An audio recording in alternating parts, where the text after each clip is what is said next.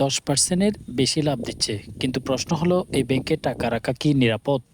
বাংলাদেশের অনেক মানুষ এখন প্রিমিয়ার ব্যাংকে এফডিআর করতে আগ্রহী। কারণ ২০২৬ সালে এই ব্যাংকের এফডিআর রেট বেশ আকর্ষণীয়। কিন্তু অন্যদিকে শোনা যাচ্ছে লিকুইডিটি ক্রাইসিস, বাংলাদেশ ব্যাংকের সহায়তা, ডিপোজিট প্রেশার এসব কথাও।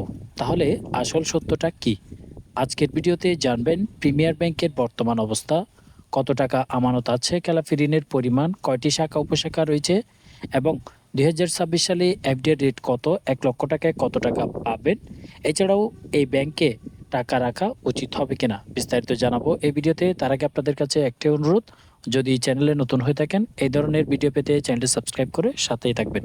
যারা এফডিআর করার কথা ভাবছেন বা ব্যাংকে বড় অঙ্কের টাকা রাখতে চান তাদের জন্য এই ভিডিওটি অনেক গুরুত্বপূর্ণ। ভিডিওটি শেষ পর্যন্ত দেখুন, কারণ শেষে আমি বলবো এই ব্যাংকে টাকা রাখলে বর্তমানে রিস্ক কতটা হতে পারে। প্রিমিয়ার ব্যাংক বাংলাদেশের একটি প্রাইভেট কমার্শিয়াল ব্যাংক। ব্যাংকটি ১৯৯৯ সালে যাত্রা শুরু করে। বর্তমানে ব্যাংকটি সারা দেশে প্রায় ১২০টা পরে শাখা এবং উপশাখা রয়েছে। এছাড়াও SME, retail banking, corporate banking এবং ইসলামী ব্যাংকিংও শিখছে।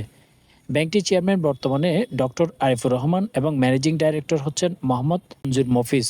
বর্তমানে এই ব্যাংকের অবস্থা। এখন আসি সবচেয়ে গুরুত্বপূর্ণ বিষয়ে। ২০২৫ এবং ২৬ সালে বাংলাদেশের ব্যাংকিং সেক্টরে বেশ চাপ তৈরি হয়।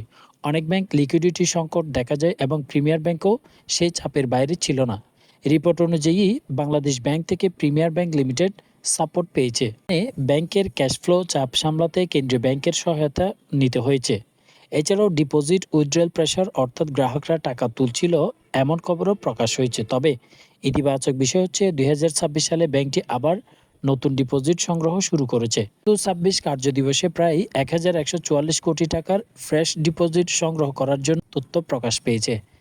এছাড়া রিকভারি ক্যাম্পেইন চালিয়ে কয়েকশো কোটি টাকা ক্যাশ রিকভারি করেছে বলেও জানিয়েছে ব্যাংকটি। চাপের মধ্যে থাকলেও পরিস্থিতি সামাল দেওয়ার চেষ্টা করছে। এবার সেই ব্যাংকের বর্তমানে ব্যাংকটির মোট ডিপোজিট বা আমানতের পরিমাণ কয়েক হাজার কোটি টাকার উপরে। তবে ব্যাংকিং সেক্টরের ওভারঅল প্রেশারের কারণে ক্লাসিফাইড লোন এবং খেলাপি ঋণের চাপও রয়েছে। বাংলাদেশের প্রায় সব প্রাইভেট ব্যাংকের মতো প্রিমিয়ার ব্যাংকেও নন পারফর্মিং লোনস বেড়েছে, বিভিন্ন আর্থিক রিপোর্টে উল্লেখ করা হয়েছে। এখানে একটা বিষয় বুঝতে হবে, কোনো ব্যাংকের এফডিআর রেট যত বেশি হয় অনেক সময় সেটি ডিপোজিট অ্যাট্রাক্ট করার চেষ্টাও হতে পারে। তাই শুধু বেশি লাভ দেখেই সিদ্ধান্ত নেওয়া উচিত না। ব্যাংকের লিকুইডিটি, গভর্নেন্স, রিকভারি ক্যাপাসিটি এগুলো গুরুত্বপূর্ণ। এখন জানবো ২০২৬ সালে প্রিমিয়ার ব্যাংকের এফডিআর রেট কত। বর্তমানে প্রকাশিত রেট অনুযায়ী ১ মাস মেয়াদি এফডিআর রেট হচ্ছে ৪%, ২ মাস মেয়াদি রাখলে ৪.৫০, ৩ মাস মেয়াদি রাখলে ৯ থেকে ১০%, ৬ মাস মেয়াদি রাখলে ৯ থেকে ১০%, এছাড়াও ১২ মাস মেয়াদি রাখলেও ৯ এবং 10% হারে লাভ দিবে। এটা মেয়াদকালের উপর ভিত্তি করে এবং টাকার অঙ্কের উপর ভিত্তি করে দেওয়া হয়। আর কিছু ক্ষেত্রে বড় অঙ্কের ডিপোজিটে প্রায় ১০.২৫% পর্যন্ত রেট দেওয়া হচ্ছে। বিশেষ করে ৫০ লাখ, ১ কোটি বা তার বেশি ডিপোজিটের রেট আরও বেশি হতে পারে। তবে ব্রাঞ্চ অনুযায়ী রেট কিছুটা পরিবর্তন হতে পারে। ১ লাখ টাকা রাখলে তাহলে বর্তমানে প্রিমিয়ার ব্যাংকে আপনারা কত টাকা পাবেন?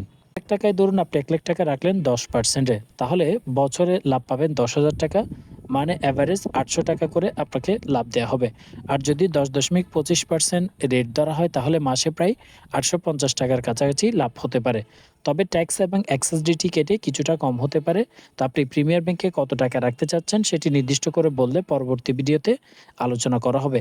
টাকা রাখা নিরাপদ হবে কিনা। এখন সবচেয়ে গুরুত্বপূর্ণ প্রশ্ন হচ্ছে এটি, প্রিমিয়ার ব্যাংকে টাকা রাখা কি নিরাপদ? দেখুন, ব্যাংকটি এখনো চালু আছে, বাংলাদেশ ব্যাংকের সুপারভিশনে আছে এবং রিকভারি ডিপোজিট গ্রোথের চেষ্টা করছে। কিন্তু রিস্ক যে একেবারেই নেই এটা বলা যাবে না, কারণ লিকুইডিটি প্রেশার ছিল, কেন্দ্রীয় ব্যাংকের সাপোর্ট দিতে হয়েছে এবং ব্যাংকিং সেক্টর ওভারঅল এখনও সেন্সিটিভ অবস্থায়।